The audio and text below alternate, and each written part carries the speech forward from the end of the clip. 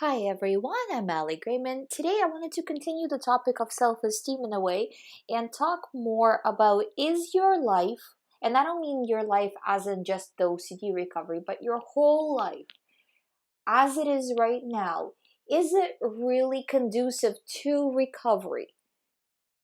You really have to ask yourself that question, because if you're in a situation where you're too busy, if you're in a situation where you're constantly extremely stressed, if you're in a situation where you are not getting along with people, uh, you name it, right?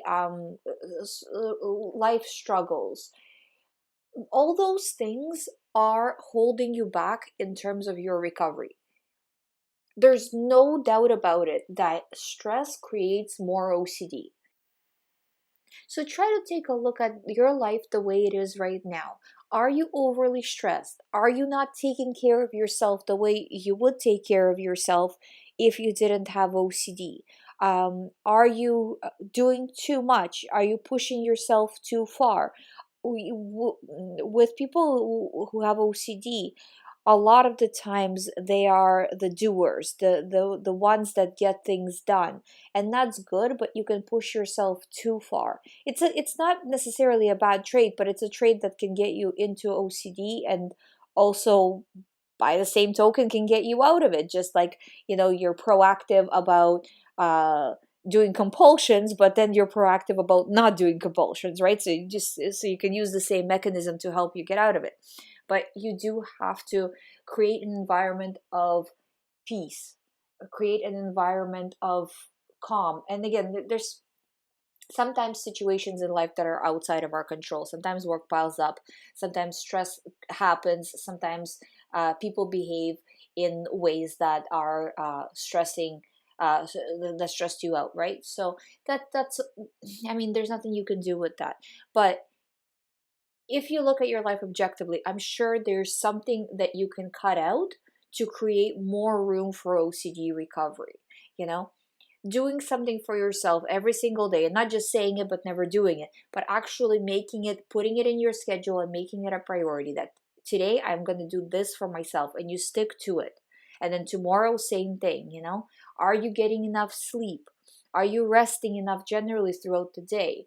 Are you pushing yourself with caffeine? All of these things, they relate a lot to self-esteem, and they relate a lot to this go go go, type A personality type of attitude, you know?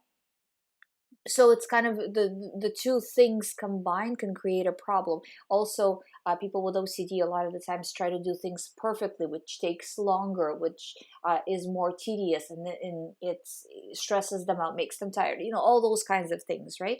So try to look at your situation the way it is now as a whole and see what you can change to make the environment more conducive to recovery, because the recovery is number one. All those things are going to start falling apart if you don't fix OCD. And I'm not just saying it kind of to make a big statement. It really is true. And people who have had OCD for a while know that it's true, because things do start to fall apart if you don't take care of OCD, because it's your mental health. If you're not mentally present day after day after day, you know, relationships start to deteriorate, things, work starts to pile up, all of those things start to, they get worse every single day if you don't take care of them, right? And if you are doing compulsions, you're not taking care of them. So you need to start with yourself. What can you right now eliminate from your life that you're doing where you're doing too much? And what can you add to your life to add more peace? If you are having constant conflicts with someone, right?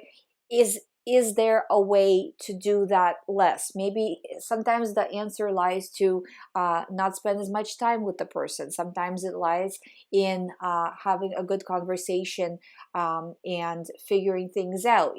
This just depends on the situation, and yourself, if you're in that kind of a situation, you have to take a look at how you are with that person, and how do you think they would respond if you actually sit down and have a heart to heart, or maybe they're just not in that place. And then in that case, the best way forward would be for you to, for now, just not be so close to them, so you're not getting the brunt of whatever issues they may have, and this is something it's something I see just a lot of, because people with OCD, they're very, very sensitive people. So if someone around them is not okay, if someone around them is very negative, very aggressive, very depressed, they feel it, or just maybe, having going through some sort of health crisis, they feel it and they get worse, so if you're in that situation, you have to look at what would make you not lose the relationship with this person, but also disassociate, not from them, but from the OCD that's attached to them, or sometimes the other way would be to do ERP and to actually spend more time with the person and get through it. This kind of depends on the situation, but I just wanted to throw some of those things out there, because this is basically why do people get stressed and tired and overwhelmed? Work, family, friends, relationships with other people, health, those are basic three things, so if you start to address those things, I promise you will start to see that your recovery improves, because your brain has more space to heal. If you're imagine the opposite of what I'm telling you, right? A person goes all day long drinking coffee or caffeine drinks all day long, pushing in every area of their life. They're pushing all the time. What's going to happen? Eventually, they're going to hit a wall where they're, can't do it, too tired, too stressed, too this, too that, some random OCD thought comes in, boom, they're in an OCD crisis.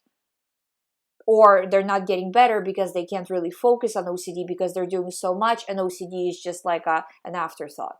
So it's just important to look at your life as a whole and see what you can change. I promise you, it's a time well spent.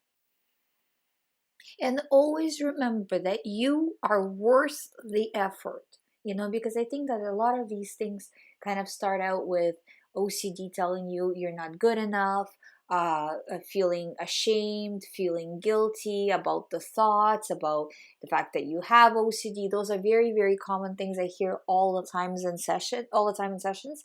And you have to understand that that's just OCD talking. You can't allow yourself to have this negative self-talk, or it will become a theme all on its own, and this will become your main theme. That doesn't necessarily happen for everybody, but it very well can happen, and it does happen a lot of the time. So no negative self-talk. I need to fix my life to create room for recovery. That's it. You know what I mean? Putting your foot down, not taking no for an answer.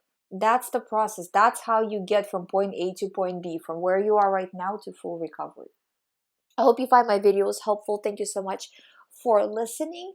If you would like to do the recovery program, all the information is on youhaveocd.com. If you haven't signed up for the channel, please sign up. I do daily videos about all things related to OCD.